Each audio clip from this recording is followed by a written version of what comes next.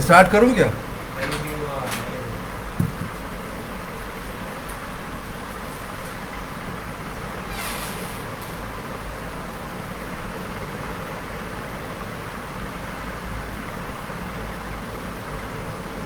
Hello, start करूं क्या?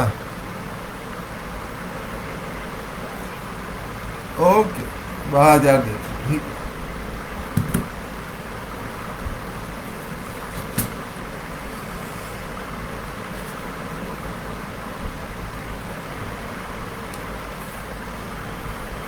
साथियों नमस्कार। पहली बात तो मैं देरी के लिए माफ़ी चाहता हूं, जबकि पिछले 1 घंटे से हम लोग इसको कनेक्ट करने की कोशिश कर रहे थे, पर एज के कारण मुझे इतनी टेक्नोलॉजी का पता नहीं है। और राम मेहर जी अपनी तरफ से कोशिश कर रहे थे, इसलिए जो भी ये डिले हुआ आ, इसके लिए मैं माफ़ी चाहता हूँ। दूसरी बात, आज जिसके ऊपर मुझे कहा गया बोलने के लिए, महात्मा गांधी जी के आज जो 2 अक्टूबर को हम उनके जन्मदिन की ऊपर हम उनको याद करते हैं, और ये एक फादर ऑफ नेशन होते हुए उसको हम सेलिब्रेट करते हैं। उस समय उस चीज़ को ध्यान में रखते हुए प्रमोद जी ने मुझे ये कहा कि मैं उनके बारे में कुछ बोलूं। तो मेरे माइंड में ये आया कि गांधी जी की आज की परिस्थितियों में क्या रेलेवेंस है।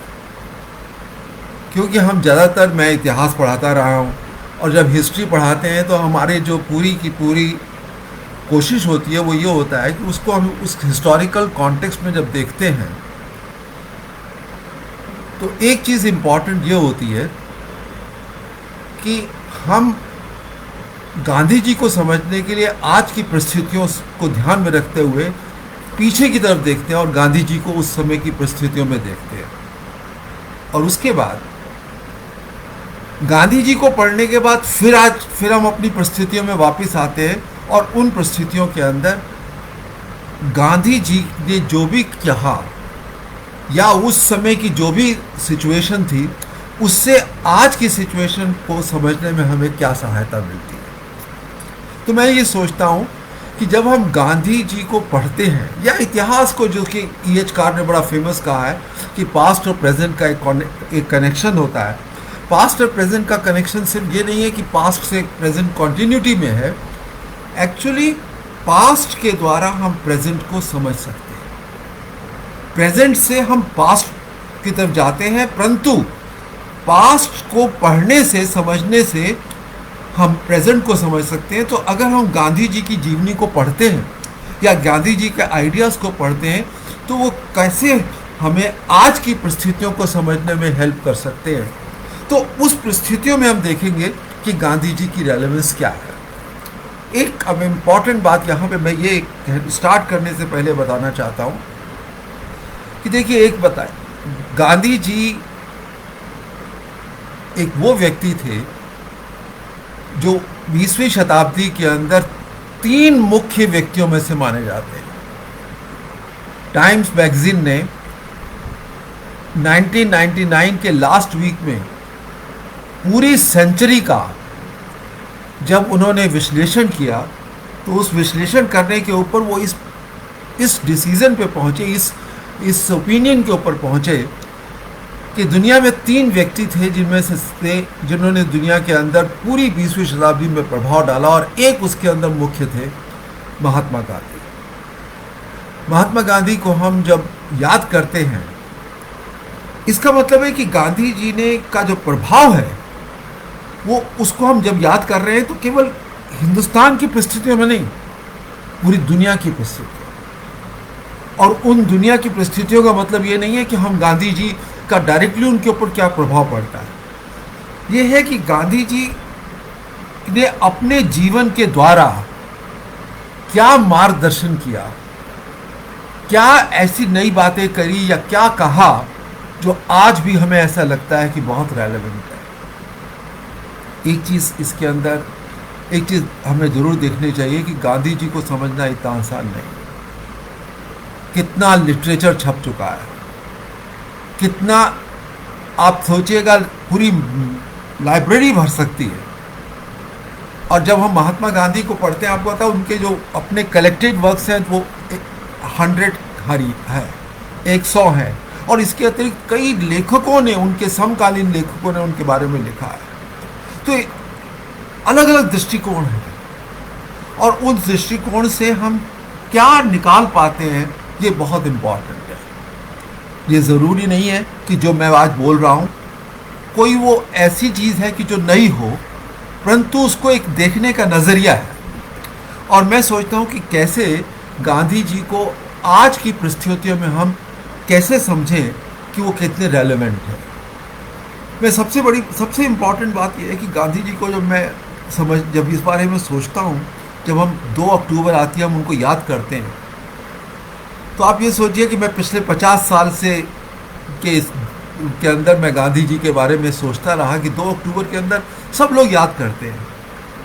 और कुछ दिनों के बाद हम ये देखते हैं कि गांधी जी जिन वैल्यूज़ के ऊपर स्टैंड करते थे या जो बातें उनकी ज़िंदगी के अंदर इम्पॉर्टेंट है, क्या वो हमारे जीवन में कोई मायना रखती हैं? क्या वो बातें हमारे राजनीति में मायना रखती हैं? क्या वो हमारे समाज के अंदर मायना रखती हैं? अब आज आप ये देखिएगा कि गांधी जी का अपना एक तरीका था कि किस तरीके से लोअर सेक्शंस ऑफ सोसाइटी या जो हमारा दलित समाज है उसको किस प्रकार से उनको उठाने की कोशिश करनी चाहिए। परंतु आज भी आप देखते हैं जो इंसिडेंट हुआ है अभी रिसेंटली, तो वो उस गांधी जी को हम याद करते हुए देखते हैं कि 2 अक्टूबर में हम अपने उनके जो एक याद करने का एक प्रतिवर्ष का कार्य है उसको पूरा कर देते हैं, परंतु उसकी जो रेलेवेंस है उसको जीवन में नहीं आने की या उसके जीवन में नहीं आ पाती है, और उसके कई कारण। तो अब आज मैं 4-5 बातें लूँगा और ये बताने की कोशिश करूँगा कि कैसे उनका जीवन जो था वो रेलेवेंट है। पर बिफोर दैट मैं आपसे एक बात और भी कहना चाहता हूँ। मैं बहुत संक्षेप में उनकी जीवनी के बारे में कुछ बातें बताऊँगा। बहुत छोटी सी कहानी है एक तरीके से। 1869 में गुजरात में एक छोटी सी जगह के ऊपर सौराष्ट्र में उनका जन्म होता है, और वहाँ से काठियावाड़, और वहाँ से उनका जो जीवन शुरू होता है। उनके परिवार के बारे में सब जानते हैं कि बचपन में क्या क्या उन्होंने अपने एक्सपेरिमेंट्स ऑफ ट्रुथ के अंदर बहुत कुछ अपनी अर्ली लाइफ के बारे में लिखा है। परंतु एक जो इम्पॉर्टेंट बात उन्होंने अपने जीवन के बारे में है कि वो थ्रू आउट लाइफ के अंदर जो सोचते हैं, उस सोचने के बाद उसको वो करने की कोशिश करते हैं। मतलब I consider him a thinking intellectual, जो एक वैसा इंटेलेक्चुअल है जो सोचता है और उसको जो है अपने जीवन में लाने की कोशिश करता है।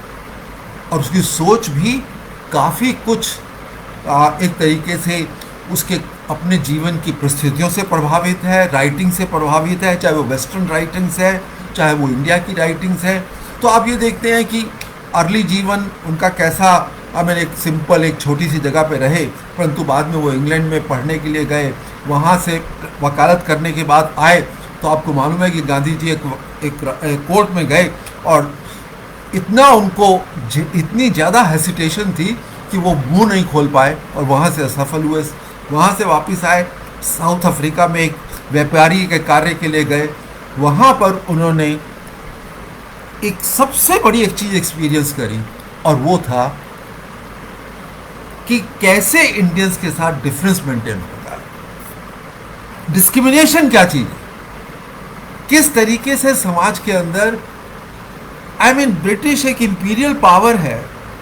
इंडिया के अंदर भी उसके लोग हैं जो उसके ब्रिटिश एम्पायर का पार्ट हैं, और साउथ अफ्रीका भी ब्रिटिश एम्पायर का पार्ट है, परंतु इंडियंस को क्योंकि वहाँ पर वो कुली के रूप में माने जाते थे, तो कैसे डिस्क्रिमिनेशन है। चाहे वो ट्रेन के अंदर उनको डिब्बे से निकाला जाता है, चाहे और भी उनको जो उनकी जीवन की घटनाएं वो फेस करते हैं। तो एक चीज़ जो उनको मालूम चलती है, दैट इज वहाँ एक बहुत स्ट्रॉन्ग डिफरेंस है बीइंग एन इंडियन और वो उनको ये डेली याद दिलाता है, यू आर ए डिफरेंट।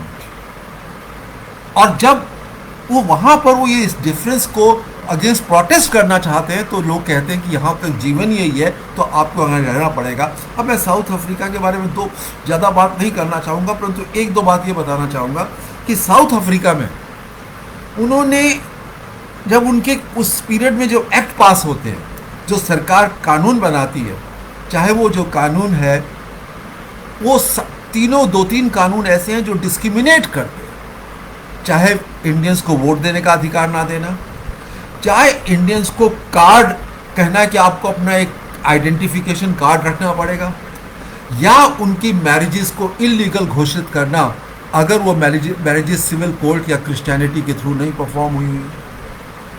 ना ये वो गांधी जी का कहना है कि ये सब उनके जो मानव अधिकार हैं, ये उन मानव अधिकारों का विरोध है। तो वो उन मानव अधिकारों के लिए उस रेशियल डिफरेंस के विरुद्ध आवाज़ उठाते हैं, and then he decides to fight, और वो वहाँ पर रहकर उसके विरुद्ध एक आंदोलन चलाते हैं। और यहाँ पर उन्होंने आंदोलन जो शुरू किया था, वो आंदोलन था सत्याग्रह। सत्य मीन ट्रूथ, और यहाँ पर जो ट्रूथ है, वो ट्रूथ उनके लिए वो है जो ईश्वर है। और ट्रूथ के बारे में कि वो ट्रूथ का कोई आधार है, और उस ट्रूथ के आधार के ऊपर वो सत्याग्रह जब करते हैं, तो एक नया टेक्निक है, और उस नए टेक्निक के अंदर ये है कि वो अपने विरोधी को एक उसके साथ डायलॉग प्रोटेस्ट के रूप में करेंगे, और उसको कन्विंस करेंगे कि जो मैं पोजीशन ले रहा हूं वो सत्य के ऊपर आधारित है और वो ठीक है, और उसके लिए अगर मुझे कोई पनिशमेंट भी दी जाती है तो मैं उसको एक्सेप्ट करता हूं, क्योंकि मैंने आपको कन्विंस करना है कि मेरी पोजीशन ठीक है। ना ये जो स्ट्रगल है, इस स्ट्रगल के पीछे केवल ये नहीं है कि आप सत्याग्रह केवल एक प्रोटेस्ट कर रहे हैं, उस प्रोटेस्ट के अंदर आप ये भी कन्वे कर रहे हैं that we stand for truth, और अपने दुश्मन को इस बात के लिए कंपेल कर रहे हैं कि आपकी पोजीशन ठीक है, इसलिए आपको सत्याग्रह मानना पड़ेगा। और तब आपको मालूम है कि लाठियां चलती हैं, पहले आंदोलन में भी और दूसरे आंदोलन में भी, परंतु साउथ अफ्रीका ने उनको एक चीज़ इम्पॉर्टेंट दी, और वो साउथ अफ्रीका ने उनको दिया कि वह एक नया सत्याग्रह का तरीका ऑपरेशन के अगेंस्ट, कैसे ऑपरेशन होता है उसके अगेंस्ट से वहाँ शुरू करते हैं, और वो आगे आके हिंदुस्तान के अंदर फॉलो करते हैं। साउथ अफ्रीका उनको एक और चीज़ भी देता है, और वो देता है कि इंडियंस चाहे वो किसी धर्म के भी हैं, हिंदू मुसलमान सिख कोई भी हैं, सब हिंदुस्तानी है, और इसलिए गांधी जी किसी विशेष धर्म को रिप्रेजेंट नहीं करते, किसी विशेष रीजन को रिप्रेजेंट नहीं करते, गांधी जी पूरे राष्ट्र के लोगों को रिप्रेजेंट करते हैं। तो जब गांधी जी इंडिया में आते हैं तो वो एक इमेज लेकर आते हैं कि वो एक किसी धर्म या जाति के नहीं है, बल्कि वो एक इंडियन है, एक इंडियंस को रिप्रेजेंट करते हैं, और एक सत्याग्रह के साथ लेकर आए थे।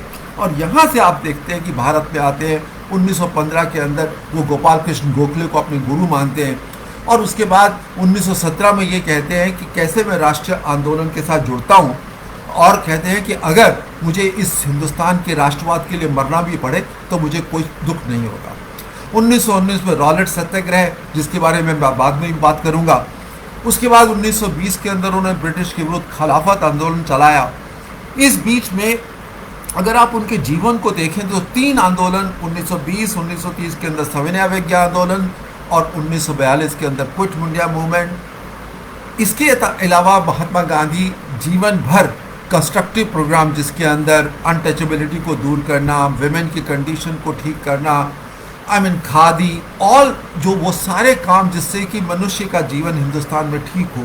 तो एक बड़ा एक आप क्या कहेंगे उसको, एक बड़ा कंस्ट्रक्टिव जीवन व्यतीत किया। और जो सबसे बड़ी उनकी जो मुख्यता, जो विशेष बात है, वो है हिंदुस्तान के अंदर हिंदू मुस्लिम यूनिटी के लिए कोशिश करते रहना आखिर तक, और उसके लिए उन्होंने जान भी दे दी। तो आप अगर इस पूरे उनके जीवन को देखते हैं तो उस जीवन के अंदर कुछ बातें हमें नजर आती हैं जो आज के संदर्भ में बहुत इंपॉर्टेंट है।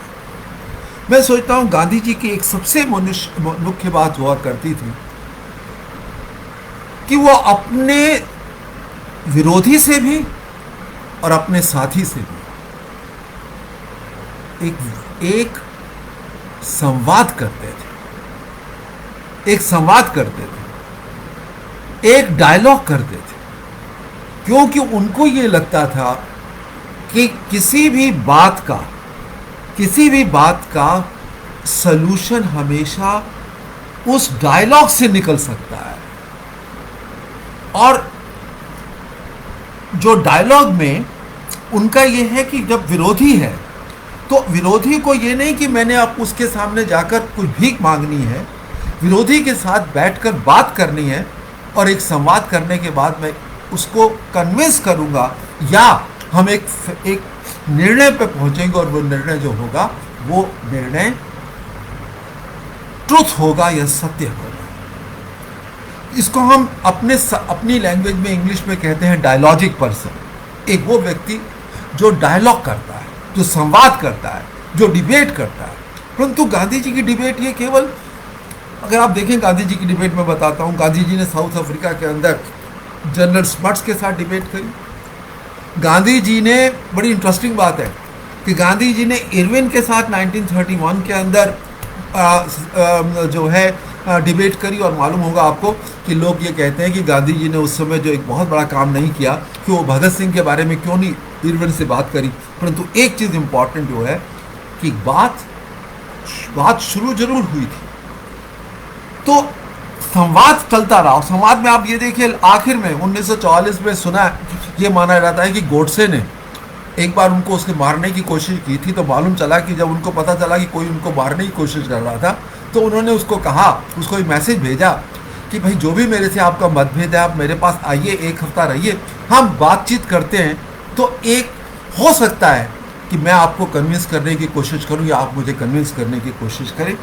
तो ये जो एक तरीका है, ये तरीका है दूसरे को, जो आपका विरोधी है या आपका साथी है, उसको आप किस तरीके से डायलॉग के अंदर ला रहे हैं, संवाद में ला रहे हैं और एक दूसरे को डेमोक्रेटिक सिस्टम के अंदर कन्विंस करने की कोशिश कर रहे हैं, जिसके अंदर कोरेशन नहीं है, जिसके अंदर दबाव नहीं है ना। ये एक बहुत इंपॉर्टेंट बात है। और दूसरी तरफ देखिए आप कि गांधी खुद भी डायलॉग करते हैं अपने आप से।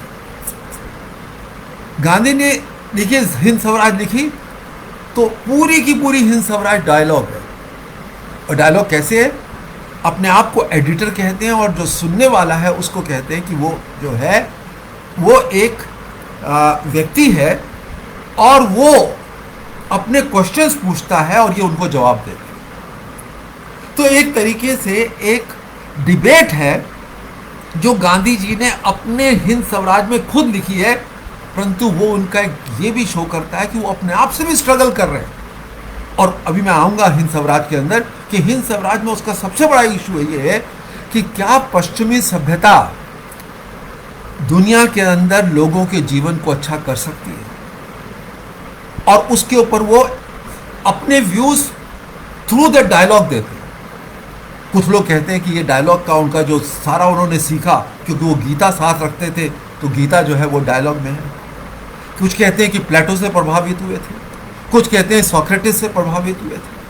परंतु एक चीज़ है, डायलॉग का मतलब, संवाद का मतलब क्या है कि आप समाज के अंदर या राजनीति के अंदर चीज़ों के वो फोर्स नहीं करते, उसके ऊपर एक डेलिब्रेशंस करते हैं, एक डिबेट करते हैं। और आज मैं सोचता हूँ हमारे समाज और राजनीति के अंदर जो एक बहुत इम्पॉर्टेंट कमी मुझे नज़र आती है, और वो ये है कि जिन इश्यूज़ के ऊपर हमें डिबेट करके उसका समाधान ढूंढना चाहिए, हम या तो उसकी तरफ मुंह मोड़ लेते हैं या हम ये सोचते हैं कि ये इश्यूज़ इम्पॉर्टेंट नहीं।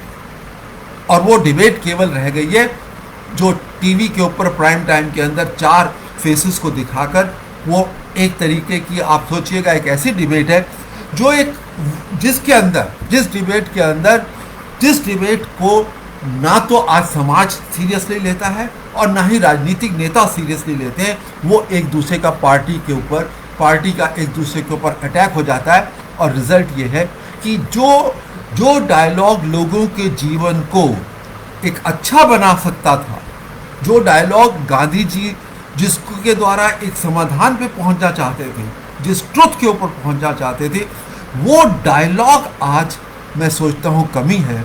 और अगर गांधी यहाँ पर रेलेवेंट है तो जो गांधी की स्पिरिट थी of going back to dialogue, of making dialogue as the basic thing of society, उसको रखना मैं सोचता हूँ गांधी का वो बहुत बड़ा योगदान था। जो आज हम जिसका गांधी जी डेमोक्रेटिक सिस्टम से आए थे इंग्लैंड से, और यहाँ पर इंडिया के अंदर जब उन्होंने देखा कि कैसे उन्होंने जब देखा, तो मैं आपको एक बात बताता हूँ। जब हिंदुस्तान के अंदर आए तो आपको पता 1919 के अंदर रॉलेट सत्याग्रह लागू हुआ, और रॉलेट सत्याग्रह शुरू हुआ तो क्या हुआ कि सरकार ने एक कानून पास कर दिया, और कानून के अंदर ये कहा कि नो अपील, नो वकील, नो दलील, लोगों के ऊपर ये प्रतिबंध लगा दिए गए। इसका मतलब सरकार लोगों के ऊपर कोई विश्वास नहीं करती और उनके अधिकारों को ले लिया गया।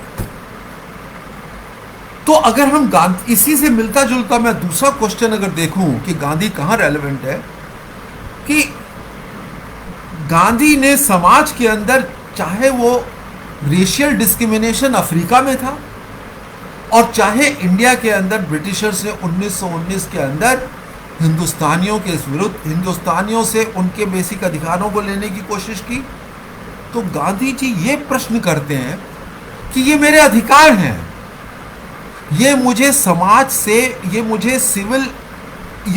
ईश्वर के द्वारा दिए हुए, उन्होंने कहा ईश्वर के द्वारा दिए हुए राइट है, और मेरे इन राइट्स को आप नहीं ले सकते, और इन राइट्स के लिए मैं स्ट्रगल करूं। तो मैं अगर दूसरी चीज को देखूं, जो आज डेमोक्रेसी के अंदर, जो आज हिंदुस्तान के अंदर, चाहे वो राजनीति है, चाहे वो समाज है, समाज के अंदर अगर किसी के अधिकारों को लिया जाता है, हम उसका एक बड़ा आसान तरीका कह देते हैं, पब्लिक डिबेट के अंदर भी, मीडिया के अंदर भी, और वो ये है कि कानून अपना आप रास्ता लेगा। मतलब ये है कि हम वो डिस्क्रिमिनेशन की आवाज़, स्पिरिट के पीछे हमें जाने की ज़रूरत है कि वो स्पिरिट क्या है। वो स्पिरिट के द्वारा हम ये नहीं कहना चाहते कि स्पिरिट के द्वारा कोई हम रेवोल्यूशन की बात कर रहे हैं, हम केवल ये कह रहे हैं कि वो जो डिस्क्रिमिनेशन के अंदर प्रोटेस्ट है, वो प्रोटेस्ट उन लोगों की जो प्रोटेस्ट कर रहे हैं, उन लोगों के एस्पिरेशंस, उनकी फियर्स छुपी हुई हैं, और उनके लिए वो लड़ रहे हैं। इसलिए मैं सोचता हूं कि गांधी जी जो की दूसरी रेलेवेंस अगर मुझे आज जो नज़र आ रही है, वो नज़र ये आ रही है कि Gandhi ji as and when उन्होंने डिस्क्रिमिनेशन फेस करी, उस डिस्क्रिमिनेशन को डेमोक्रेटिक सिस्टम के अंदर लोगों के लिए एक खतरा समझते थे, और वो डिस्क्रिमिनेशन के विरुद्ध आवाज़ उठाई। तो डिस्क्रिमिनेशन के विरुद्ध जो आवाज़ है, वो कोई स्टेट के विरुद्ध, वो कहते हैं कि मैं कोई स्टेट के विरुद्ध कोई सेडिशन नहीं कर रहा हूं, मैं स्टेट के विरुद्ध कोई ऐसा कार्य नहीं कर रहा हूं जिससे कि ये हो कि मैं राजद्रोह कर रहा हूं। मैं ये स्टेट को ये कह रहा हूं कि जो हमारे ऊपर जो भेदभाव आप कर रहे हैं, वो भेदभाव मेरे मूल अधिकारों को हानि पहुंचाता है, इसलिए उन मूल अधिकारों के लिए मैं स्ट्रगल करता हूं। तो गांधी जी की मैं सोचता हूं कि जो दूसरी मुख्य बात ये थी कि पहला एक डायलॉग में संवाद करना, और वो संवाद आज हमारे लिए इम्पॉर्टेंट है, और दूसरा ये है कि एज एंड व्हेन सोसाइटी के अंदर अगर समाज के किसी वर्ग के साथ डिस्क्रिमिनेशन होता है, तो गांधी जी का कहना है कि वो डिस्क्रिमिनेशन उसके मूल अधिकारों को ले रहा है, और उसके मूल अधिकार धर्म, जाति या किसी लैंग्वेज की वजह से उसके नहीं लेने चाहिए। क्यों? क्योंकि सब लोग बराबर हैं। क्यों उसने ये कहा गांधी जी ने कि केवल इंडियंस के ऊपर नो वकील, उनको ही 1919 के अंदर ये अधिकार इंडियंस को नहीं होंगे, ब्रिटिशर्स को होंगे। तो उन्होंने इस बात का विरोध किया। तो मैं सोचता हूं कि गांधी जी जब वो डिस्क्रिमिनेशन के विरुद्ध आवाज उठाते हैं, वो कोई स्टेट के विरुद्ध कोई ऐसा कार्य नहीं कर रहे थे जो सेडिशन के अंदर काउंट किया जाए, परंतु ब्रिटिश सरकार कर सकती थी। क्योंकि ब्रिटिश सरकार के लिए तो यह है कि वो एक विदेशी राज्य था, और विदेशी राज्य जब सरकार आज हमारी अपनी है, आज हम डेमोक्रेसी के अंदर रह रहे हैं, तो हम गांधी जी की इस बात के ऊपर फॉलो कर सकते हैं कि कितनी रेलेवेंट है कि अगर समाज का कोई वर्ग ये फील करता है कि वो डिस्क्रिमिनेटेड हो रहा है, तो वो अपनी आवाज़ से केवल ये बताए कि मैं शांतिपूर्वक, अपने शांतिपूर्वक अपने अधिकार की मांग कर रहा हूँ। जब वो अधिकार की मांग कर रहा है, वो कोई स्टेट के विरोध केवल वो एक गांधीयन मेथड को फॉलो कर रहा है। हाँ, आप ये कह सकते हैं कि कई लोग गांधीयन मेथड के ऊपर, सत्याग्रह के नाम के ऊपर, वो गांधी का जो सत्याग्रह था उसको, उसकी रियल स्पिरिट को नहीं मानते। देखिए, वो एक बहुत बड़ा प्रश्न है कि आज जो है किस तरीके से गांधी जी के सत्याग्रह को कई बार ऐसे आंदोलन भी चले हैं जिसका फॉर्म जो है वो गांधीयन आंदोलन की तरह होती है, परंतु कंटेंट वो ऐसा नहीं होता है। परंतु मेरा यहाँ पे कहने का मतलब यह है कि गांधी का जो सत्याग्रह का आंदोलन था, सत्याग्रह था, उस सत्याग्रह के अंदर देखिए हमेशा एक ध्यान रखिएगा, दोनों चीज़ें गांधी जी ने हमेशा इम्पोर्टेंस दी थी, मीन्स एंड एंड्स। एंड है डिस्क्रिमिनेशन खत्म करना, और मीन्स है उस डिस्क्रिमिनेशन को ख़त्म करने के लिए कैसे हम वो रास्ता अपनाएं जिस रास्ते के द्वारा हम अपने बात के लिए, अपनी बात पहुंचाने के लिए जो भी रास्ता फॉलो कर रहे हैं सत्याग्रह का, उसके मीन्स भी उतने ही ट्रुथ के ऊपर आधारित। And that is why Gandhi के लिए जब वो डिस्क्रिमिनेशन के विरुद्ध फाइट करता है, तो ट्रुथ और एंड और मीन्स दोनों ही इम्पॉर्टेंट थे। और मैं सोचता हूँ आज भी, कई लोग कहते हैं कि अब गांधीवादी की बात नहीं है, परंतु गांधी की कुछ ऐसी बातें हैं जो ये ज़रूरी नहीं कि वो गांधीवादी होना पड़ता है। मैं गांधीवादी नहीं हूँ, परंतु कई गांधी की बातों को मैं सोचता हूँ कि रेलेवेंट हो सकते हैं, और आज के दृष्टिकोण में भी मैं सोचता हूँ एंड्स और मीन्स दोनों ही इम्पॉर्टेंट है। तीसरी बात जो मैं कहना चाहता हूँ, उसके बारे में मैं पहले ही बता चुका हूँ, और वो था गांधी का राष्ट्रवाद का विचार। गांधी का जो राष्ट्रवाद का विचार है, मैंने पहले लेक्चर में भी बोला था, और आज मैं एक आपसे जो बेसिक चीज़ है वो ये है कि गांधी के राष्ट्रवाद को समझने के लिए एक चीज़ आप ध्यान रखिएगा, गांधी का राष्ट्रवाद जन्म हुआ था ब्रिटिश सरकार का विरोध करते हुए, और विरोध जब वो ब्रिटिश सरकार का कर रहे थे, तो वो ये समझते थे कि ये विरोध सब लोगों का है, ये किसी धर्म जाति का नहीं। और यही कारण है कि 1909 में जब उन्होंने हिंद स्वराज लिखा, तो हिंद स्वराज के अंदर बड़ा क्लियरली लिख दिया था कि भारत एक ऐसा राष्ट्र होगा जिस राष्ट्र के अंदर जो लोग भी यहाँ रहने वाले हैं उसके सब इक्वल अधिकार, इक्वल उनका राइट होगा। अगर कोई हिंदू ये सोचे कि हिंदू राष्ट्र होगा, या मुस्लिम सोचे कि उसका राष्ट्र होगा, या कोई और सोचे कि उसका राष्ट्र होगा, ऐसा नहीं। हिंदुस्तान सब लोगों का राष्ट्र है। तो गांधी जी ने एक जो राष्ट्र की नींव, जहां वो भारतीयता को देख रहे हैं, वो भारतीयता की पुरानी सिविलाइजेशन को देख रहे हैं। वो उनका यहाँ पर एक इंपॉर्टेंट है कि वो कैसे अपने आप को वेस्ट से अलग करते हैं। यहाँ पर रविंद्रनाथ टैगोर इन्हीं दोनों के अंदर, 1917 की बात है, रविंद्रनाथ टैगोर इस समय ऑलरेडी राष्ट्रवाद से वो एक ऐसे यूनिवर्सलिज्म में सोच रहे थे, क्योंकि उन्होंने देखा कि यूरोप में फर्स्ट वर्ल्ड वॉर के टाइम, सेल्फ डिटर्मिनेशन के टाइम के ऊपर कैसे राष्ट्र के नाम के ऊपर स्टेट पावरफुल हो जाता है, और स्टेट पावरफुल होने के कारण रिजल्ट क्या होता है कि स्टेट के पावरफुल होने के कारण स्टेट मोनोलिथिक बनाने की कोशिश करता है, मतलब एक उसकी जो सोच है बड़ी वो सीमित बन जाती है, वो केवल एक धर्म या एक जाति के लोगों को राइट समझते हैं। तो क्या होता है कि उससे राष्ट्रवाद के अंदर क्या आता है कि जो कई लोगों को आउटसाइडर बन के उनके ऊपर अत्याचार होना शुरू हो जाता है।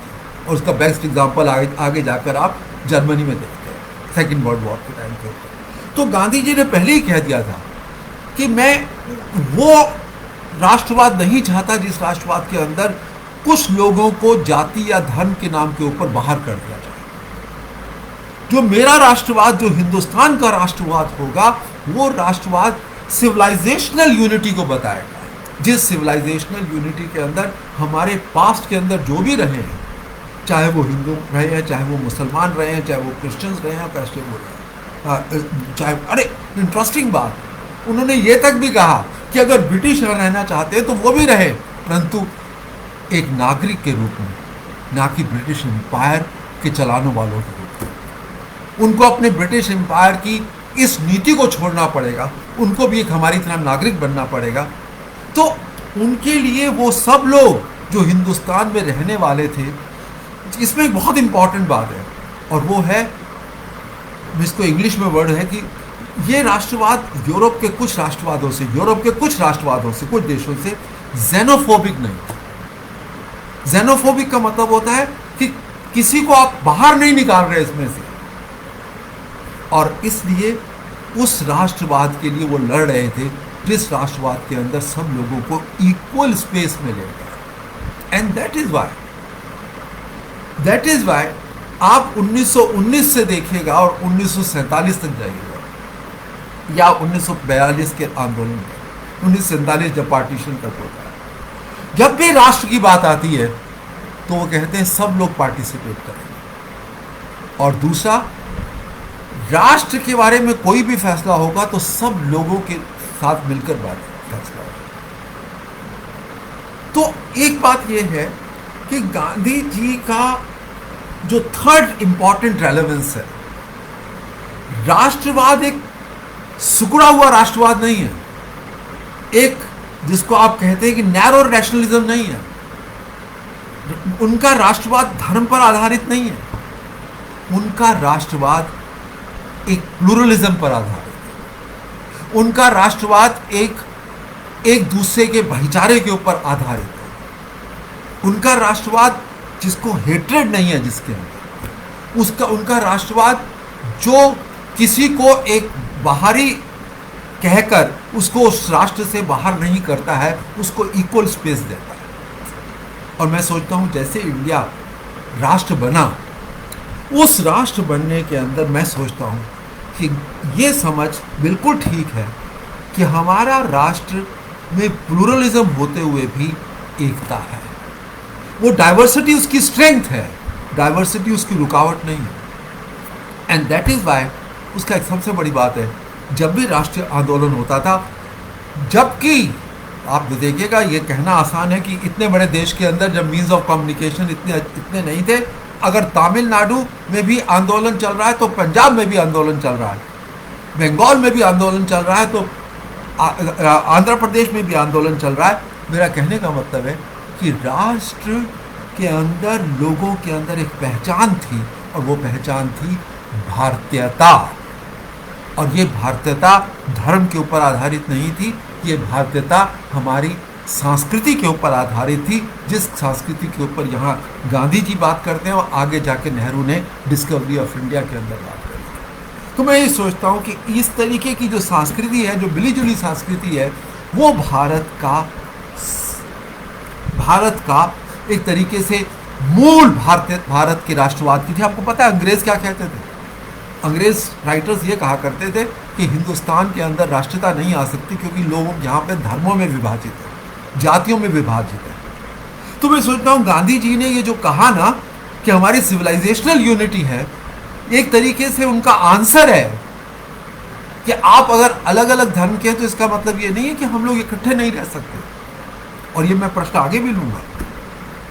और वो इस बात को कहते हैं कि हिंदू और मुसलमान इकट्ठे होकर स्ट्रगल भी कर सकते हैं, और मैं जब आऊँगा नेक्स्ट क्वेश्चन के ऊपर आऊँगा कि हिंदू मुस्लिम एकता के ऊपर आऊँगा, तो आज अगर वो राष्ट्रवाद, ये ठीक है कि पाकिस्तान बन गया, ये ठीक है कि पाकिस्तान की इस आइडियोलॉजी के ऊपर कि धर्म आधारित होता है वो भी असफल रही, और वो आज हमें पाकिस्तान के हालात भी पता है, और ये भी मालूम है कि बांग्लादेश कैसे भाषा के कारण स्वतंत्र हो जाता है। तो गांधी जी का जो एक बहुसंख्यक, या आप ये कहिएगा कि प्लूरलिज्म का आइडिया, जिसके अंदर सांस्कृतिक रूप से हमारी जो एकता है, वो हमारे राष्ट्रवाद का मेन मुद्दा था, और वो मुद्दे से जिंदगी भर उसके साथ जुड़े रहे। जब आज कई बार लोग कहते हैं ना कि 1947 में गांधी जी ने कुछ मुस्लिम्स के लिए या पाकिस्तान के लिए कुछ रुपया, करोड़ों रुपए की बात करी, क्योंकि गांधी आखिर तक नहीं मानते थे कि जो मुसलमान अलग हो रहे हैं वो भारतीय नहीं है। क्यों? क्योंकि वो भारतीयता केवल बाउंड्री के अंदर नहीं देखते थे, भारतीयता हिंदुस्तान की सिविलाइजेशनल यूनिटी में देखते थे, और वो आज सिविलाइजेशनल यूनिटी वीज़ा-विज़ ब्रिटिश है। परंतु एक चीज़ ध्यान रखिएगा, उनको मालूम था कि राष्ट्रवाद के नाम के ऊपर कुछ स्टेट ऑप्रेसिव हो जाते हैं, और तभी क्या होता था, जब यूरोप के अंदर कई स्टेट्स ने राष्ट्रवाद का नाम लेकर ऑपरेशन किया, तो वो कहते हैं कि स्टेट जो है लोगों के जीवन के अंदर मिनिमम इंटरफेयर करे। शुरू में तो कहते हैं स्टेट की ऐसी कोई ज़रूरत भी नहीं है, और कुछ लोगों ने कहा कि वो एनार्की की बात कर रहे हैं। नहीं, वो एनार्की की बात नहीं कर रहे। वो उनका व्यू ये है कि मनुष्य को स्टेट कंट्रोल नहीं करता है, मनुष्य के अंदर अपने आप चेंजेस आ रही हैं। मनुष्य के अंदर इतनी शक्ति होनी चाहिए कि वो अच्छाई और बुराई को समझ सके, क्योंकि उनके सारे जीवन के अंदर एक इम्पॉर्टेंट बात थी कि वो सोचते थे कि मैं मनुष्य की लाइफ को चेंज कर दूंगा, मैं इंडिविजुअल की लाइफ को चेंज कर दूंगा, और अगर इंडिविजुअल की लाइफ चेंज हो जाती है, समाज चेंज हो जाता है, तो समाज चेंज होने से हम लोग अपने एक अच्छे जीवन व्यतीत कर सकते हैं। तो स्टेट की इंटरफेरेंस वो मिनिमम है, परंतु जैसे जैसे समाज के अंदर वो 3 बातों को मैं आपको बताता हूँ। जब उन्होंने देखा कि लोअर वर्ग्स ऑफ, जो लोअर सेक्शन सोसाइटी या नीचे के तबके के लोगों के ऊपर अत्याचार बहुत होता था, तो कहने लगे कि स्टेट की ज़रूरत है।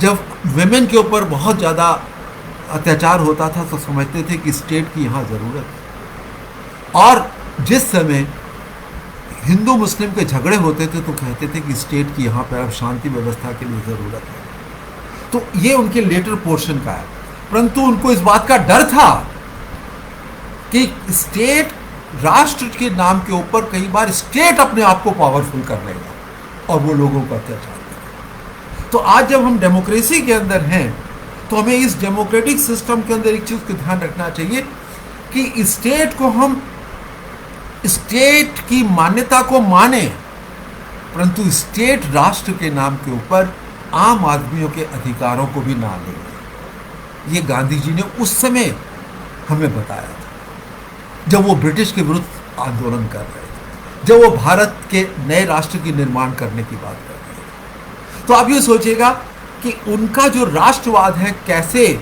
वो डाइवर्सिटी पे आधारित है, कैसे वो किसी धर्म के साथ नहीं था।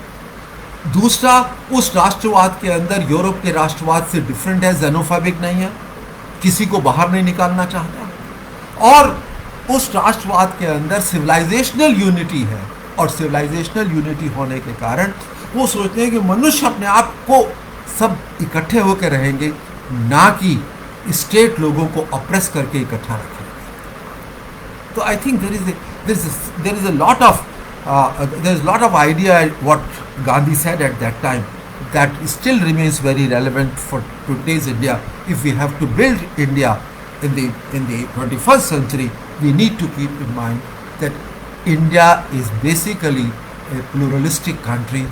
India is a pluralistic nation, और उसको हमने इकट्ठे उन आइडियाज़ के ऊपर करना है जहां हमारी एकता नज़र आती है। इसके बाद में एक प्रश्न उनके लिए जीवन में बहुत बड़ा था, और वो था हिंदू मुस्लिम एकता।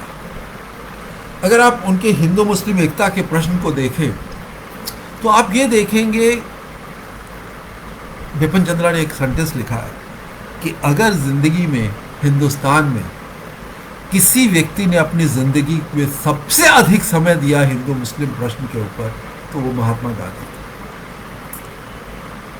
और उसी हिंदू मुस्लिम एकता के लिए आखिर में उनको जान भी अपनी गंवानी पड़ी। आप ये सोचिएगा कि जब साउथ अफ्रीका में थे तभी उन्होंने रियलाइज़ कर लिया था कि हिंदू मुस्लिम के अंदर कोई डिफरेंस नहीं है। ये धर्म, यहाँ पे मैं एक बात और आपको बताना चाहता हूँ कि गांधी जी का जो हिंदू मुस्लिम के बारे में आइडिया आया कि ये सब बराबर है, गांधी जी के हमें यहाँ धर्म पे जाने की जरूरत है। ये बी आर नंदा जी ने एक बहुत अच्छा आर्टिकल लिखा है। हम जल्दी कहते हैं गांधी जी एक डिवाउट हिंदू थे, ठीक है, बिल्कुल डिवाउट हिंदू थे, परंतु वो रिचुअलिस्टिक नहीं थे।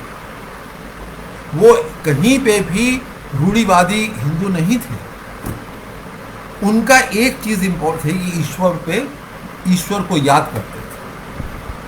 ईश्वर को याद करते हैं, जब वो मरते हैं तो भी हे राम कहते हैं। और जो उनके आश्रम के अंदर गीत गाया जाता था उसमें अल्लाह का भी नाम था और राम का भी नाम था। क्यों? क्योंकि महात्मा गांधी के लिए धर्म अलग अलग रास्ते हैं, क्योंकि ईश्वर एक है। और जब ईश्वर एक है और धर्म के रास्ते अलग अलग हैं, तो वो रास्तों के द्वारा हम एक दूसरे को ये कैसे कह सकते हैं कि मेरा रास्ता तुम्हारे से बेटर है। और तभी वो कहते हैं कि मैं कन्वर्जन पे विश्वास नहीं करता। क्यों? अगर आप कन्वर्जन्स की बात करोगे तो इसका मतलब ये कहोगे कि मेरा रास्ता तुम्हारे से बेटर है। तो उनका कहना ये है कि सब धर्मों के अपने विचार हैं। कहते हैं कि जो गीता में भी है अच्छी बात, तो वो कुरान में भी अच्छी बात हो सकती है, और वो बाइबल में भी अच्छी बात हो सकती है। हम क्यों दूसरे धर्म से घृणा करें?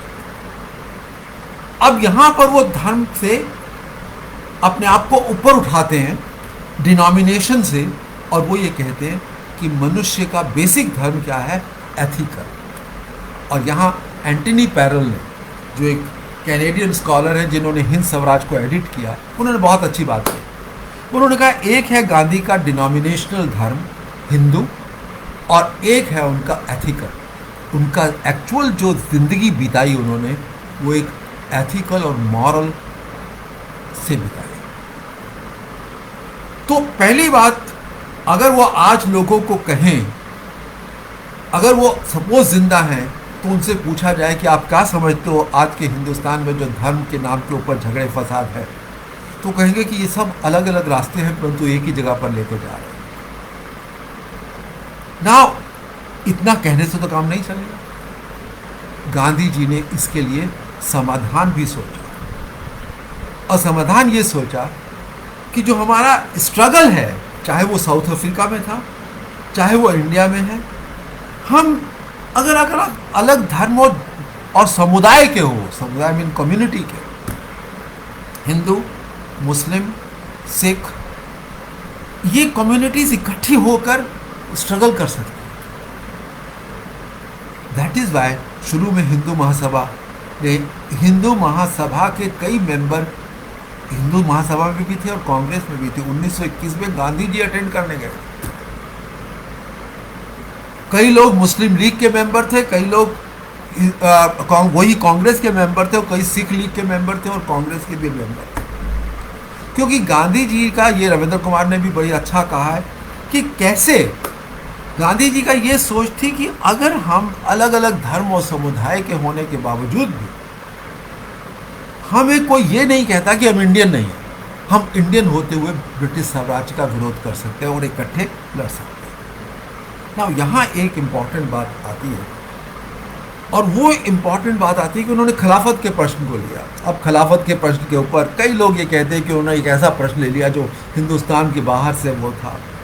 देखिए, अगर हम गांधी की नैतिकता से सोचें, गांधी के उस पॉइंट ऑफ व्यू सोचे कि दूसरे धर्म के लोगों की भी कुछ फियर्स होती हैं।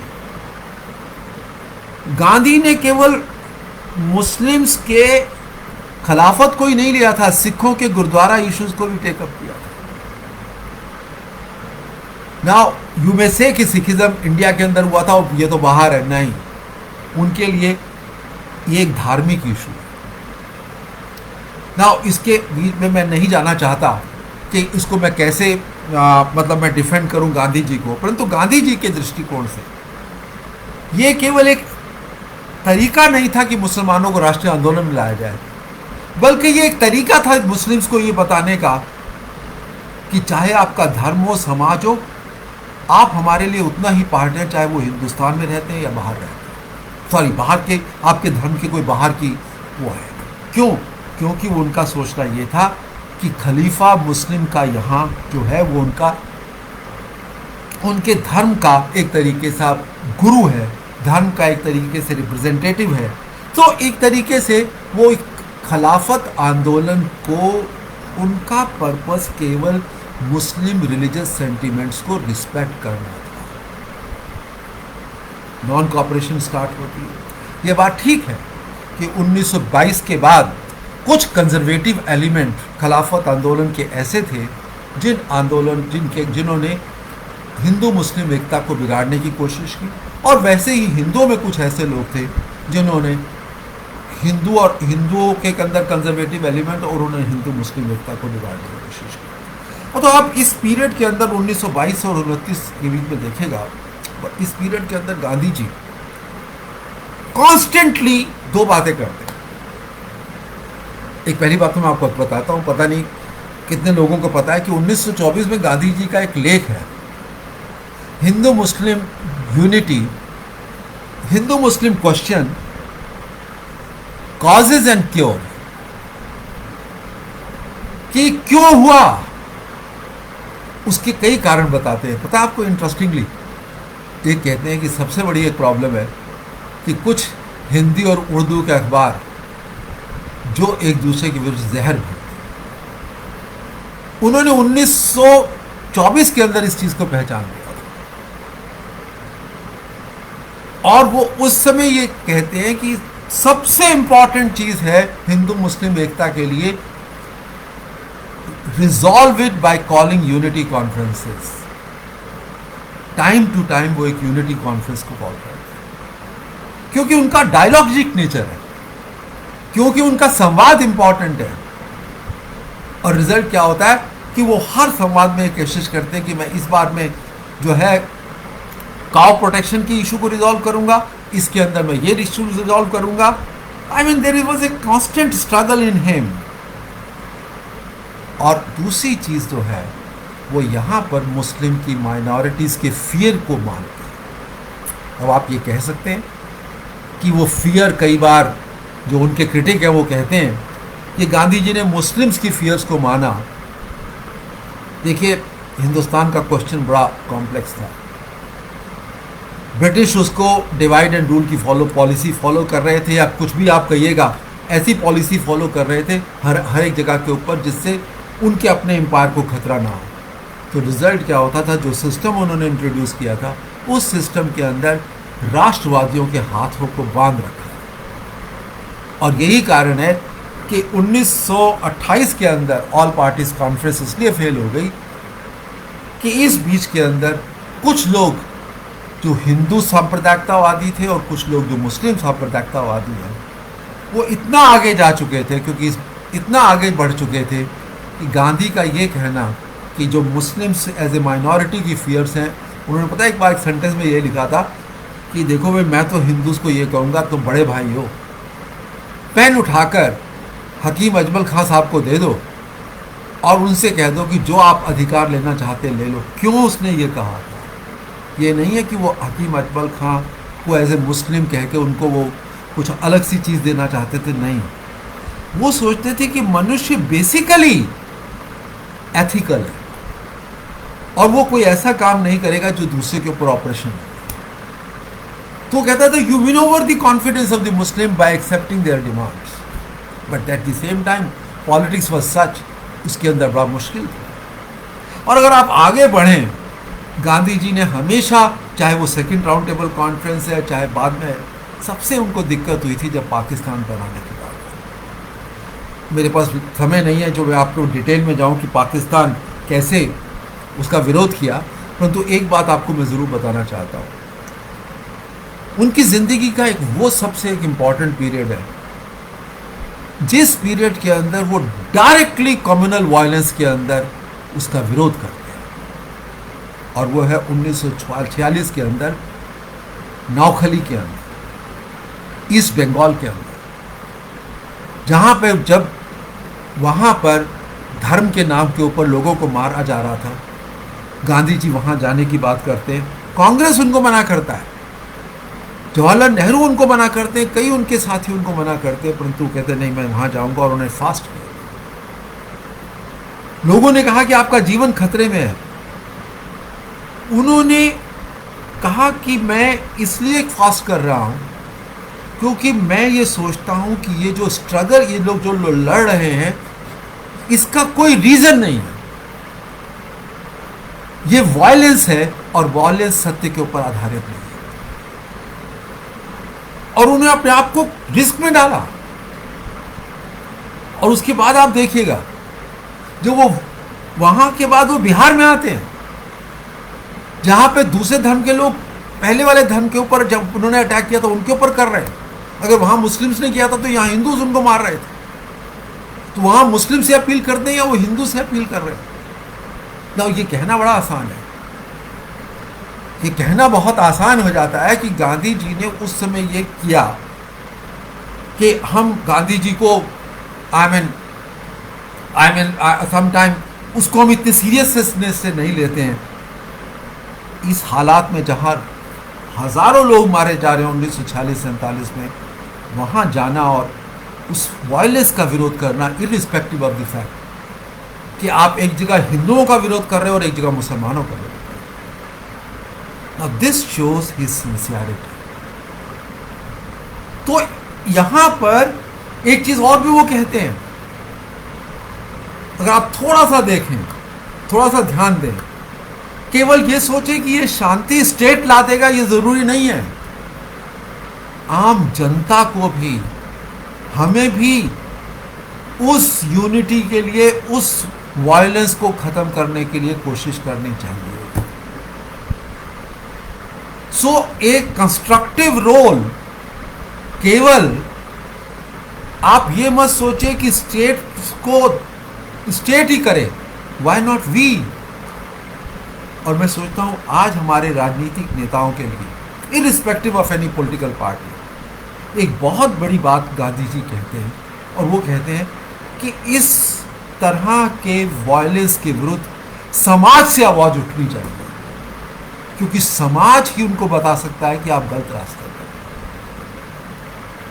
तो मैं सोचता हूं कि राजनीतिक नेताओं को आज तो अनफॉर्चुनेट ये है कि कई बार हम लोग जो समाज में जो ऐसे तत्व हैं, जो तत्व अपना फ़ायदा उठाना चाहते हैं, जहां सांप्रदायिकतावाद उनको फ़ायदा देती है, तो वो क्या करते हैं कि उसका यूज़ करते हैं in order to create hatred. और कई बार वो उस समस्या को एक सामाजिक समस्या, एक लोगों के जीवन की समस्या को ना समझते हुए उसके अंदर आग लगाने की भी कोशिश करते हैं। तो मैं सोचता हूँ कि गांधी यहाँ पर कितना रेलेवेंट है, कि गांधी कहता है नहीं, समाज का एक कंस्ट्रक्टिव रोल होना चाहिए, और वो रोल होना चाहिए कि लोग जाएं और उसको डिफ्यूज़ करें। हमारे यहाँ क्या होता है, अनफॉर्चुनेट, ये मैं पिछले 50 साल से देख रहा हूँ, जिस दिन पहले दिन पुलिस आती है, दूसरे दिन बढ़ जाता है तो आर्मी का फ्लैग मार्च हो जाता है, और तीसरे दिन 4-5 नेता अलग अलग धर्म के झंडा उठा के चलते हैं और कहते हैं कि पीस मार्च हो रहा है। परंतु वो पीस मार्च नहीं करते उस समय, जब पीस मार्च जैसे गांधी जी जाकर उस वायलेंस की जगह के ऊपर जाके बैठ गए थे, और वहाँ पे उन्होंने प्रोटेस्ट किया था, धरना दिया था, नॉट ऑफ दिस काइंड कि वो लोगों को फोर्स कर रहे हैं, वो एक फास्ट कर रहे हैं, लोगों को अपील कर रहे हैं। तो मैं सोचता हूँ कि गांधी का ये स्ट्रगल हिंदुस्तान के अंदर, ये ठीक है कि वो पाकिस्तान को बनने में नहीं रोक पाए, उसके कई कारण, परंतु उसके यही उनके स्ट्रगल का कारण है कि उनको जान खवानी पड़ी। जो लोग, सबको पता है कि जो गोडसे जिसने उनको मारा था, किस प्रकार से वो कुछ राष्ट्रीय सेवक संघ के साथ जुड़े हुए थे, और किस तरीके से गांधी को एक थ्रेट दिया जाता है, गांधी की राजनीति को एक थ्रेट देखा जाता है। तो मैं सोचता हूं कि गांधी का जो रेलेवेंस है थ्रेट के अंदर जो चैलेंज था वो एक सीख है उसकी रेलेवेंस। हाँ, ये जरूर है कि उनके लिए उसके अंदर उनकी जान गई।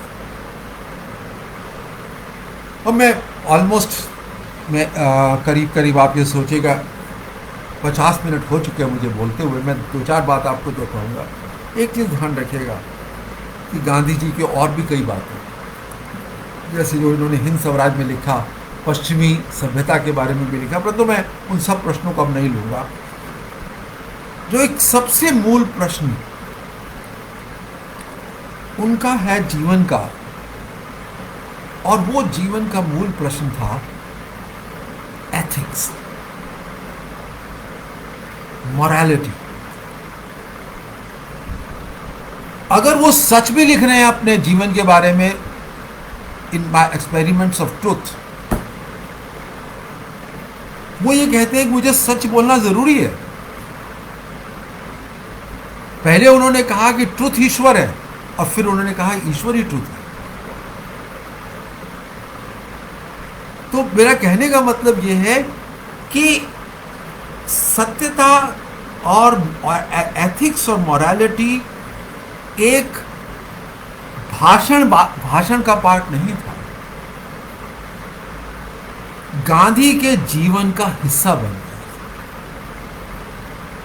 और अगर उन्होंने राजनीति के अंदर, हो सकता है आप कह सकते हैं कि वो राजनीति में इस तरीके के एथिक्स, अनफॉर्चुनेट तो ये है कि हम लोग जब जो पॉलिटिक्स के स्टूडेंट हैं और जो पॉलिटिक्स के अंदर एक्टिविस्ट हैं, वो कहते हैं कि politics is the art of possible. Gandhi ji इस बात को नहीं मानते। गांधी जी के लिए पॉलिटिक्स एक रास्ता है जो लोगों के जीवन को खुशी, जो लोगों के जीवन को अच्छा बना सकता है। अच्छा, और वो अच्छे का मतलब ये नहीं है कि वेस्टर्न सिविलाइजेशन जो उन्होंने उसके अंदर लिखा, अच्छे सिविलाइजेशन का मतलब है एक खुशी, एक अच्छा जीवन व्यतीत करने का मौका मिलना। तो गांधी जी ने अपने सारी जिंदगी के अंदर जो आधार रखा था एथिक्स एंड मोरालिटी। अब आप मेरे से ये भी कह सकते हैं कि जिंदगी में कई बार आप देखते हैं कि गांधी कॉम्प्रोमाइज करते हैं। अब आप ये कह सकते हैं गांधी डायलॉग नहीं करते, चाहे सुभाष बोस के एग्जाम्पल ले लीजिए। गांधी अपने वाइफ को भी कहीं ना कहीं, गांधी के अंदर वो पेट्रार्की है जब वो अपनी वाइफ को कई चीज़ों के लिए फोर्स कर रहे हैं। उनके अंदर वो भी पेट्रार्की नजर आती है कि अपने चारों बेटों के ऊपर कई बातें फोर्स करते हैं। बात पता है क्या है, हम किसी को ब्लैक और वाइट में नहीं देख सकते। हमेशा ये देखना पड़ता है कि डोमिनेंट फीचर्स क्या है। कोई पर्सनालिटी, मुझे नहीं लगता कि रेयर कोई पर्सनालिटी होगी जिसमें आप देखेंगे टोटली आपको एक व्यू मिलेगा या उसका नेगेटिव व्यू मिलेगा। हम सब लोग उन परिस्थितियों में रहते हैं, परंतु उन परिस्थितियों के द्वारा कैसे उसको एक पॉजिटिव सेंस में चेंज करते हैं। तो मेरा ख्याल है कि गांधी ने एक एथिक्स और मॉरलिटी का रास्ता अपनाया था जिसमें उनके लार्जर कंसर्न थे, और लार्जर कंसर्न थे ह्यूमन सोसाइटी, और ह्यूमन सोसाइटी में इंडियन सोसाइटी, जिसके अंदर स्ट्रगल एक इम्पॉर्टेंट पार्ट है। और स्ट्रगल इसलिए इम्पॉर्टेंट पार्ट है क्योंकि स्ट्रगल हमें लोगों के अधिकारों के लिए जो डिस्क्रिमिनेशन होता है समाज में, उसके लिए मौका नहीं खोना चाहिए। मैं यहाँ पर दलित के बारे में बात नहीं करूँगा, केवल इतनी बात कहूँगा, गांधी समाज के अंदर परिवर्तन करना चाहते थे, समाज की सोच में परिवर्तन करना चाहते थे। जैसे उनका अनटचेबिलिटी का विरोध करना, या उनका दलित मोहल्लों में जाके रहना, उनको हिंदू समाज के अंदर बराबर स्थान देने की कोशिश करना, जिसके ऊपर अम्बेडकर के साथ उनके डिफरेंसेस भी हुए। अम्बेडकर कहते हैं कि केवल इससे काम नहीं चलेगा, उनकी पॉलिटिकल एम्पावरमेंट की भी ज़रूरत है, क्योंकि अम्बेडकर खुद देख चुके थे कि कैसे रुकावटें आती हैं। मैं यहाँ पर गांधी का रास्ता या अम्बेडकर का रास्ता क्या ठीक है, आज हमें क्या फॉलो करना चाहिए, मैं उसको नहीं जाऊँगा क्योंकि समय भी नहीं है मेरे पास। परंतु एक चीज़ तो मैं इम्पॉर्टेंट बताना चाहता हूँ कि ये नहीं हम कह सकते कि गांधी का कंसर्न नहीं था। हाँ, आप ये कह सकते हैं गांधी का कंसर्न एक पैटर्नलिस्टिक कंसर्न था। एक वो कंसर्न था जिससे कि एक फादर जैसे अपने बच्चों को कहता है कि तुम्हें भी ठीक रखेंगे, तुम्हें भी ठीक रखेंगे। अंबेडकर कहता है कि केवल इससे नहीं बल्कि उनको एम्पावर भी करो। परंतु दोनों के रास्तों में डिफरेंस हो सकता है, स्ट्रैटेजी में डिफरेंस हो सकता है, परंतु ऑब्जेक्ट में डिफरेंस नहीं था। और वो ऑब्जेक्ट था आज के अंदर दलित समाज को एक इक्वल स्थान देना। तो मैं सोचता हूं कि अगर आप गांधी की रेलेवेंस को देखें तो गांधी केवल हमारे लिए एक निशान ही नहीं है, एक बापू की तस्वीर ही नहीं है, चश्मा ही नहीं है, एक केवल हमारे लिए वो एक 2 अक्टूबर की यादगार ही नहीं है। गांधी कई वैल्यूज़ को रिप्रेजेंट करता है। वो वैल्यूज़ मैं सोचता हूँ अभी भी उतनी ही रेलेवेंट है जो उस समय हुआ करती थी। धन्यवाद।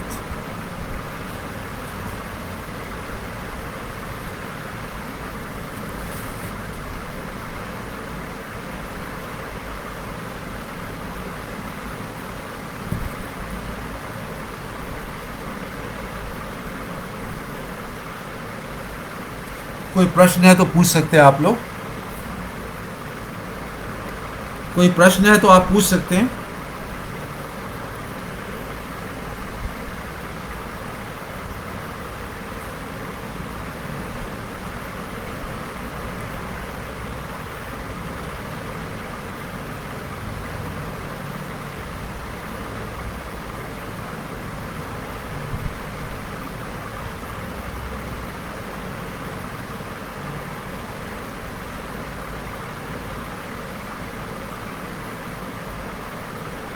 हाँ, मैंने तो कर लिया है। अब पूछ लिया, किसी ने प्रश्न कोई पूछना है तो बताइए।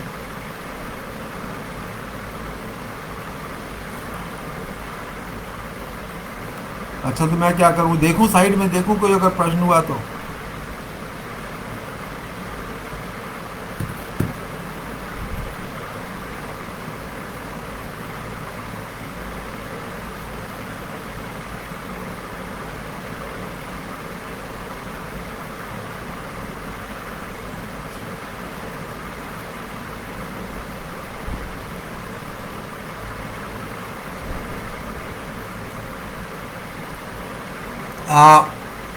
मैं एक बात कहना चाहता हूँ। मेरी फ्रेंड सुनीता पठानिया, जो बहुत ही मेरे डिपार्टमेंट में बड़े क्लोज फ्रेंड रही हैं, उन्होंने एक क्वेश्चन किया है और उनका कहना ये है कि आज क्या जिस तरीके की डेमोक्रेटिक सिचुएशन हमारे देश में है, कोई डिबेट की पॉसिबिलिटी है? आई मीन ये कहीं वो कह रही है ये उटोपिया नहीं है, ये जो हमारा भ्रम नहीं है। बात बिल्कुल ठीक कह रही हैं आप, पर बात यह है कि हमारे जो आज की कंडीशंस को अगर हम देखें, हम रह तो डेमोक्रेटिक सिस्टम में रहे कि ये भी मान रहे कि हमने ये अधिकार खुद ही दे दिया है। ये अधिकार किस तरीके से हम धीरे धीरे हमारा स्पेस कम होता चला जा रहा है। और वो जो आपका है कि डेमोक्रेसी के अंदर ये डायलॉग रहना चाहिए, मैं ये नहीं कह रहा हूं कि ये है। अगर ये नहीं रहेगा तो डेमोक्रेसी को थ्रेट है। तो ये जो आप कह रही हैं ना, ये उटोपिया है। उटोपिया मैं कहता हूं अगर हमने इसको छोड़ दिया तो और ज्यादा हम ज्यादा एक ऐसी परिस्थितियों में पहुंच जाएंगे कि हम अपनी आवाज भी नहीं उठा सकते। डायलॉग करने की, देखिए मेरी बात सुनिएगा, मैं आपको एक बात बताऊं। मैंने 2 दिन पहले पी साईनाथ का लेक्चर सुना और उसका लेक्चर जो था वो टोटल एक लेक्चर था कि ऑन फार्म बिल्स। ना वो जो फार्म बिल का लेक्चर है, मेरे कई क्वेश्चंस का जवाब मुझे दे देता है। ये वो डिबेट है जो आउटसाइड चल रही है। मैं मानता हूं कि दोज हु वील्ड पावर, उनके लिए पी साईनाथ इंपॉर्टेंस नहीं रखता, परंतु हो सकता है कि एक दिन ऐसा भी आए जब जो लोग नहीं सुनने को तैयार हैं वो सुनने के लिए मान जाए।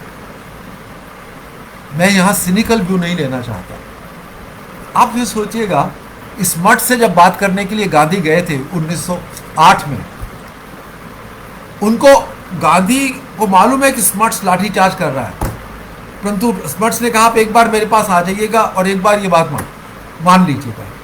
तो गांधी ने एक रास्ता खुला रखा था। सो आई वुड से कि ये जो सिचुएशन है, इस सिचुएशन के अंदर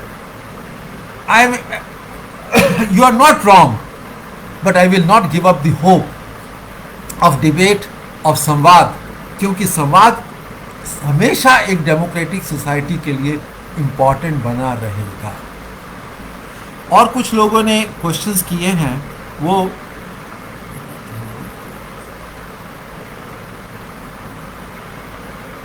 हाँ, हमारे दोस्त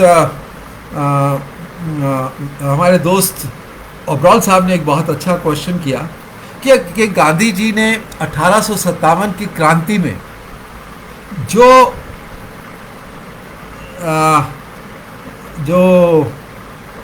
फेलियर हुआ, उस फेलियर वो वायलेंट मूवमेंट थी, उसके अंदर सिपाहियों लड़े थे, तो क्या गांधी जी ने ये सोचा? ये बात मैं मानता हूँ नहीं कि गांधी जी को 1857 से प्रभावित की, मैं कहूँगा, मुझे नहीं मालूम इस बारे में, परंतु एक बात ज़रूर था, गांधी ये जानते थे कि हिंदुस्तान के अंदर जो स्टेट है, कॉलोनियल स्टेट, उस कॉलोनियल स्टेट के विरुद्ध एक नॉन वायलेंट सत्याग्रह ज़्यादा सफल हो सकता है, क्योंकि उसको आप दबा नहीं सकते। आप एक बात सोचिएगा, 1919 के अंदर पंजाब के अंदर उन्होंने गोली चलाई थी, और फिर 1942 तक आप देखते हैं कि सरकार ऐसा कुछ नहीं कर पाई। और नॉन वायलेंट स्ट्रगल का उनको फायदा गांधी जी को ये था कि आप धीरे धीरे ब्रिटिश राज्य का जो डर है, हेजोमनी जो है, उसकी जो हेजोमनाइज किया हुआ है, उसको धीरे धीरे खत्म कर दें। और ये बिपिन चंद्रा ने अपने एक बहुत बड़े आर्टिकल के अंदर long term dynamics of the Indian nationalism में लिखा है कि गांधी जी का नॉन वायलेंट का जो स्ट्रगल है, that was the most appropriate method in fighting against the British और the colonial state in India, क्योंकि कॉलोनियल स्टेट को केवल इस रास्ते से एक मास आंदोलन शुरू किया जा सकता था, उनको विरोध किया जा सकता था। एक हमारे कमलेश जी ने कहा है, what is the difference between Marxism and Gandhism about religion? पता नहीं, मैक्सिज्म है, मैक्सिज्म में लिखा है। हाँ जी Pramod ji, hello hello hello, हाँ जी, हाँ बताइए। हाँ बताइए, क्या आवाज़ आ रही है? बात खत्म कर दूं क्या? क्वेश्चंस कुछ थे, वो मैं जवाब दे रहा था। अब हैं, आपकी आवाज़ है, आवाज़ नहीं आ रही है आपकी, जवाब दे दूं?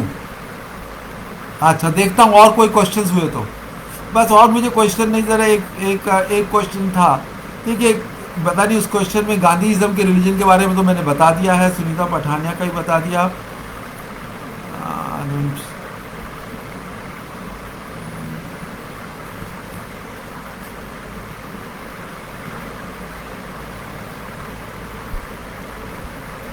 आई थिंक मैंने क्वेश्चंस आंसर्स भी हो गए हैं। बहुत बहुत आपका धन्यवाद और थैंक यू वेरी मच।